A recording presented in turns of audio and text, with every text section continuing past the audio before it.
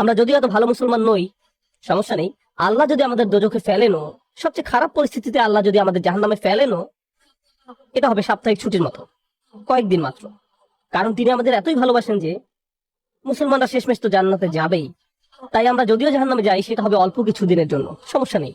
লান তামাসসানা নারু ইল্লা আইয়ামাম মা'দুদাত, গুটি কয়েকদিন ছাড়া আগুন কখনো আমাদের স্পর্শ করবে না, কিছুদিন মাত্র। ব্যাপারটা হলো, জান্নাত জাহান্নামের পূর্বে বিচার দিবস রয়েছে, যেটি একদিনের জন্য, সেটা 1000 বছর লম্বা হবে। জান্নাত বা জাহান্নাম নয়, আল্লাহর কথা অনুযায়ী শুধু বিচারের দিনটি এত লম্বা হবে। আর বিচারের দিনটি হবে মাত্র একদিনের, আর জান্নাত জাহান্নাম চিরকালের জন্য। তাই কেউ যখন বলে গুটি কয়েকদিন, তাকে এখনকার দিনের হিসেবে চিন্তা করলে তো হবে না। বর্তমানে পৃথিবী তার অক্ষ বরাবর ঘুরে, আমরা সূর্যের উদিত হওয়া এবং অস্ত যাওয়া দেখি। কিন্তু কিয়ামতের দিন সূর্য, চাঁদ এবং পৃথিবীর সবকিছুকে ধ্বংস করে নতুন একটা ব্যবস্থাপনা তৈরি করা হবে। তাই আমরা এখন যেভাবে 24 ঘন্টার হিসেব করি, সেভাবে রাত দিনের হিসাব করলে তো চলবে না যখন আখিরাত শুরু হবে। চলুন তাহলে সবার আগে এই ধারণাটি আমাদের মাথা থেকে ফেলে দেই। কোরআনের বহু জায়গায় জাহান্নামের আলোচনা করা হয়েছে, কিন্তু আমি শুধু কোরআন থেকে একটি বর্ণনা আপনাদের সামনে উপস্থাপন করতে চাই। আমার মতে এটি আল কোরআনের জাহান্নামের সবচেয়ে গুরুত্বপূর্ণ বর্ণনা। কোরআনের একজন ছাত্র হিসেবে আমি মনে করি এই বর্ণনাটি জাহান্নাম সম্পর্কে জানার শুরু মাত্র। কেউ যদি এই বর্ণনাটি বুঝতে পারে, তাহলে সে জাহান্নাম সম্পর্কে যথেষ্ট জানে। আয়াতটি শুরু করা হয়েছে এই কথা বলে, ওয়ালা ইন মাসসাতহুম, এমন কি যদিও। যখন আমরা বাংলায় বলি যদি আমি সেখানে যাই, যদি আমি সেখানে যাই, তাহলে তোমার সাথে দেখা হবে। কিন্তু কেউ যখন বলে যদিও আমি যাই, এর মানে হলো যাওয়ার সম্ভাবনা ক্ষীণ। তাই আয়াতটি যদিও দিয়ে শুরু হওয়ার মাধ্যমে এমন কিছু ঘটার সম্ভাবনা কমিয়ে দিয়েছে। এভাবে বলার মাধ্যমে আল্লাহ কোনো কিছুর উপর জোর কমিয়ে দেন। সহজ কথায় তিনি বাক্যটিকে দুর্বল করে দিচ্ছেন। যদিও, যদিও কি? যদিও মাসসাতহুম, যদিও এটা তাদের স্পর্শ করে। আরবিতে মাসসা অর্থ কোনো কিছু যখন আপনাকে সামান্যতম স্পর্শ করে, যেমন কোনো মাছি যখন কোনো মতে স্পর্শ করে, যদি সেকেন্ডের জন্য স্পর্শ করে তখন তাকে বলা হয় মাস।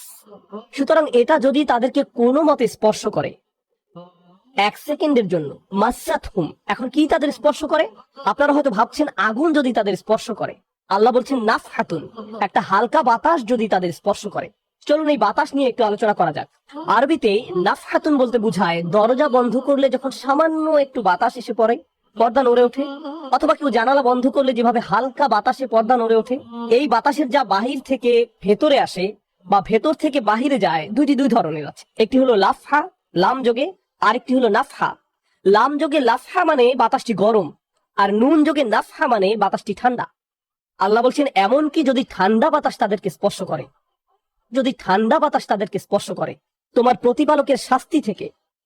তিনি এই আয়াতে জাহান্নাম কাউকে স্পর্শ করার কথা বলছেন না, তিনি এই আয়াতে আগুন কাউকে স্পর্শ করার কথা বলছেন না, তিনি এমনকি গরম বাতাস কাউকে স্পর্শ করার কথাও বলছেন না, তিনি আগুনের ঠান্ডা অংশের কথা বলছেন।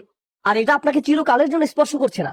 প্রসঙ্গত, আমরা ফিজিক্সে পদার্থের 3টি অবস্থার কথা শিখেছি, সলিড, লিকুইড এবং গ্যাস।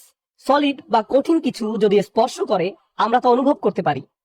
এই মুহূর্তে গ্যাস আমাদেরকে স্পর্শ করছে, বাতাস এখন আমাদেরকে স্পর্শ করছে, আমরা এটা অনুভব করি না। আর এই আয়াতে আল্লাহ বর্ণনা করছেন কি তাদের স্পর্শ করছে। বাতাস তাদেরকে স্পর্শ করছে। কোন ধরনের বাতাস? অপেক্ষাকৃত গরম বাতাস নাকি ঠান্ডা বাতাস? ঠান্ডা বাতাস। ঠান্ডা বাতাস কোন রকম তাদেরকে স্পর্শ করছে। এই আয়াতের সবচেয়ে উল্লেখযোগ্য বিষয় হলো, আমি একটু আগে নাফহা এবং লাফহার কথা বলেছিলাম। অন্য কথায় তারা এখনো জাহান্নামে প্রবেশ করেনি, তারা এর দিকে অগ্রসর হচ্ছে। আর জাহান্নামের অপেক্ষাকৃত ঠান্ডা বাতাস এসে কোনো মতে তাদেরকে স্পর্শ করলো, তখন তাদের প্রতিক্রিয়া কি? চিৎকার করে বলে উঠবে, ইয়া ওয়াইলানা, হায়, সবচেয়ে কঠিনতম শাস্তি আমাদের জন্য শুরু হয়ে গেছে। ইন্না কুন্না যালিমিন, আমরা সব সময় অপরাধী ছিলাম। তারা সাথে সাথে তাদের সব অপরাধ স্বীকার করবে। যে কারণে এই আয়াতটি আমি সংক্ষেপে আপনাদের নিকট উপস্থাপন করলাম। প্রথমত, এই আয়াতে আল্লাহ জাহান্নামের শাস্তির অভিজ্ঞতা বর্ণনা করছেন না। আল্লাহ সকল বিশ্বাসীকে জাহান্নামের আগুন থেকে মুক্ত রাখুন। কিন্তু আল্লাহ এখানে বর্ণনা করছেন এমনকি জাহান্নামের আগুনের কাছে গেলে এবং ক্ষণিকের জন্য এর বাতাসের সামান্য স্পর্শ লাগলে একজন মানুষ চিন্তা করা শুরু করবে এর চেয়ে আর ভয়ঙ্কর কোনো শাস্তি হতে পারে না।